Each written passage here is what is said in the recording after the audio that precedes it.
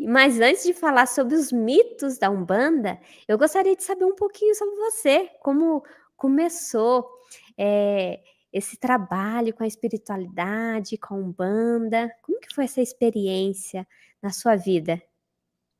Bom, a Umbanda, ela foi um marco de fato assim na minha vida. Ela foi um divisor de águas. Ela transformou uma Sim, pessoa que estava passando por uma turbulência muito séria psicológica, uma turbulência assim muito de aceitação, questões também familiares que me desestabilizaram de uma maneira bem profunda num aspecto sentimental. E a Umbanda, quando ela chegou, ela trouxe uma paz como um passe de mágica, como se fosse aquilo que realmente de fato faltava para fazer as peças se encaixarem para que eu pudesse reestruturar, para reerguer e literalmente renascer, né? E vir outra sim. pérola.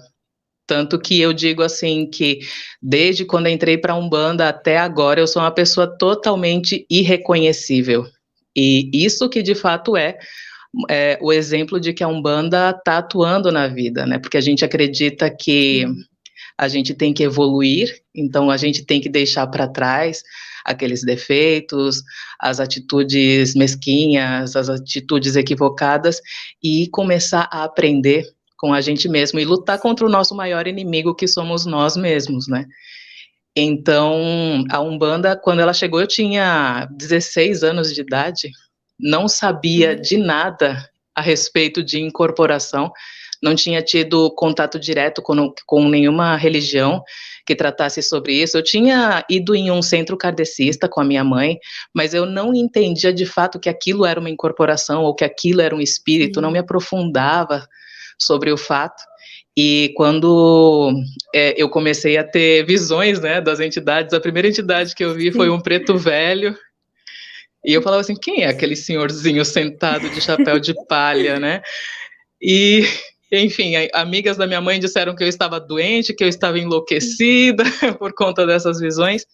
E depois, quando eu fui a primeira vez num terreiro de Umbanda, o templo de Umbanda Caboclo Girador, um terreiro sob a egrégora de Ogum e Iemanjá, e eu fui na primeira gira do ano, Sim.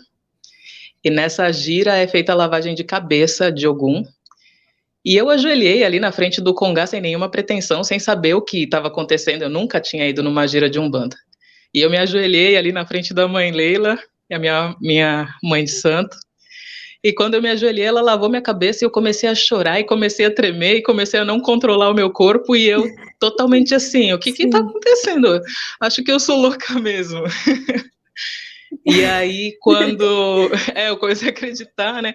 E aí, quando eu fiquei ali chorando, eu lembro que foi muito marcante o seu Roberto também, o marido da mãe Leila, que ele já era morubixaba do terreiro, que é um dos cargos mais elevados. Ele veio, colocou a mão no meu rosto, que na verdade era de uma entidade que eu tinha acabado atraindo ali. E aí ele colocou e falou assim: Sim. calma, você é bem-vinda aqui, você vai poder trabalhar aqui. E aí todo o tremor sumiu, todo o choro sumiu e tudo passou. E aí eu comecei a me questionar o que que foi isso que aconteceu comigo, né? E aí então que eu comecei a querer saber Sim. mais, saber mais, saber mais. Eu fui estudar a respeito do que eram os orixás, aqueles nomes que eu nunca tinha ouvido falar, que eram incógnitas para mim, eu não sabia absolutamente nada a respeito da religião. E então eu falei assim, eu quero ficar do lado de dentro. E quando eu falei pro pai Tofani, né, da casa, que era o meu pai de Olha, santo também, ele falou assim para mim: você vai ficar 6 meses na sim. assistência. E eu falei: por que eu passo mal lá fora? Aí ele falou: você vai ter que ficar 6 meses na assistência. Aí eu fiquei 6 longos e dolorosos meses na assistência, para mim, na época, Sim, aquela porque ansiedade. e assim, eu sentia fenômenos físicos. Então, assim, eu escutava Sim. um cochichar no meu ouvido, eu sentia uma dor assim irradiando na minha coluna de uma forma que eu não conseguia aguentar ficar parada.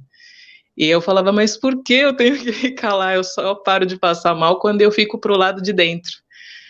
E eles falaram que era parte do processo, que eu Sim. precisava aguardar. e aguardei.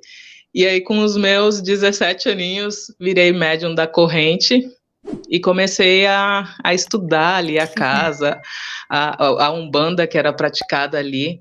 E era uma Umbanda muito linda, que eu sinto muita falta, né? Não existe um terreiro igual ao outro. E assim eu Não, me a energia é iniciei. diferente, né. É, exatamente. E assim eu me iniciei na Umbanda. E complementando ainda mais, a Umbanda começou a fazer tanto parte de mim que chegou um momento, como eu estava falando com a Pri antes de entrar ao vivo, que eu não conseguia mais distinguir a Umbanda de Pérola e Pérola da Umbanda, são coisas que não se separam. E essa união me fez que eu não consegui mais falar sobre mim sem falar da Umbanda. E aí, Sim. assim, aí não teve mais como, né, voltar atrás. É uma paixão eterna pela Umbanda. Agora, se eu não me engano, acho que faz 22 anos já que isso aconteceu. É muito tempo Ó, atrás, gente. sim. Então, assim, é tanta coisa que até nem eu lembro de tudo, né? Uma trajetória muito longa, a gente acaba se perdendo de tudo, mas a Umbanda, ela é magnífica, ela é transformadora, e a gente só precisa dar aquele start. A gente precisa dar um start onde a gente abre o coração, se entrega e confia. Isso é o suficiente. Quando você se entrega, confia, isso é sinônimo de fé, e aí a transformação vem, tudo acontece, e as bênçãos chegam, assim, sempre que forem necessárias.